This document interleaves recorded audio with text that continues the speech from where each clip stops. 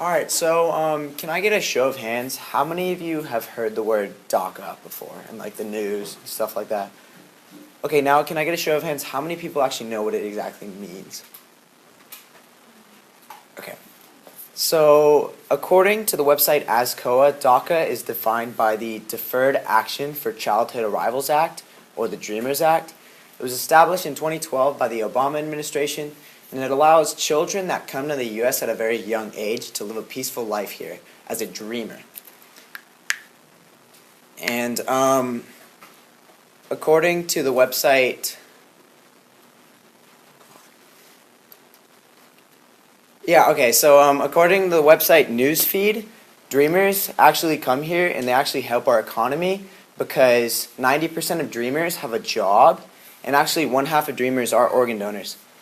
So, according to the research done by CIS.com, if you look at 2012 to 2017, DACA applications received range from around 50,000 to 500,000. But as 2018 came, the new administration dawned, the numbers peaked to 2,254,028 applicants, and they simultaneously received a peak number of rejections at 2,160,007 applications. If you look at only over the term change from 2017 to 2018, the Obama administration let in 470,000 of their 516,000 applicants, which is at a 91% approval rate. And if you look at the Trump administration to when it changed to a shocking 4.1% approval rate. Hi, I'm Keon Rivar, Maya. and as we both come from a line of immigrants coming to this country, we decided to tackle the topic of immigration in a documentary-styled fashion. So this is a screenshot of kind of our editing, our process. So our original idea for 20 Time was to create like a mini series and by collecting different immigration stories from different countries. So we ended up filming around 4 interviews, one from Vietnam, one from Iran, one from Peru, one from Algeria. And so we got those like more early on in the semester, so we had like all the footage and everything. But then we realized that creating 4 like mediocre mini like documentaries was not going to be as good as creating like one good one. So we had an anonymous source from Vietnam who came after the fall of Saigon, and so we really wanted to capture her story. Even though she wanted to be anonymous, we felt like her story was like the most like interesting because there was so many things happening in the world at that time. So yeah, even though we didn't get as like many, even though we didn't like complete all 4, we completed one, and we felt like it really accurately like put our message out there.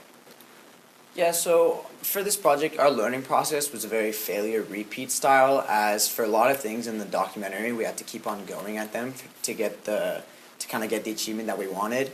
As Maya and I are both part of the Media Arts program, we do have experience in creating documentaries, but this was a huge change of style for us. In previous documentaries, we had both been the editors of our group, but for this documentary, we had to split up work so that both of us were doing roles that we weren't very accustomed to. Due to this, that a lot of the work of this documentary was on foreign ground, we found that a lot of it was hit and miss until we kept on having to try out a few things until we got really what we wanted.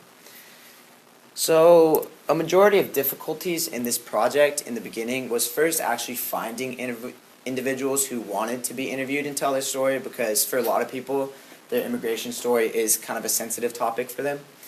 And also, another hard thing was constructing matching B-roll to kind of cover what they were saying at the same time. And a documentary is a lot of work and it requires a lot of effort. And as in our documentary, we needed sufficient visuals throughout so that the viewer wouldn't get bored while just listening to the audio. We also needed consistent audio levels so that one part wasn't a lot louder than any other parts. And then we also needed background music so that it didn't have like an awkward presence in the documentary, and a lot more. So this is Statue of Liberty, obviously, and on the Statue of Liberty there's a poem, and one of the quotes is "Give me your tired, give me your poor," and so it kind of shows that like America was built on immigration, like it's one of our like founding principles, and we felt like with the current administration and like the current political climate, like America was developing a really anti-immigration, like very anti-immigration views, and we thought that it was like like super ironic that like so many people have come to this country in the past that we like have started like declining that, even though like that's what America like is built upon. That's what we've been proud of for so long. And the only way we can achieve change is through changing the minds of many rather than just a small group of individuals. So after this is done, Maya and I plan on using social media platforms like Facebook and Instagram. We really want to spread our documentary and have people watch it to kind of get that sense of having immigration acceptance.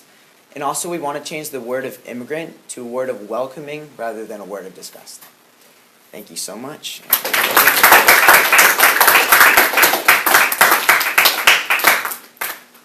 Autumn.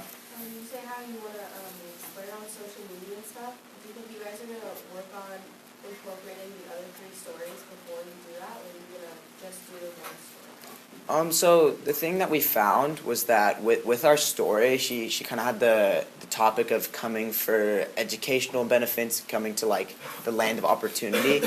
What we found with the other stories was that we actually went out and got 4 interviews, but we found that all 4 were kind of repetitive in the sense that all 4 were coming for these benefits, and we thought that the Vietnam one really portrayed it the best, so we decided that that was the best one to include.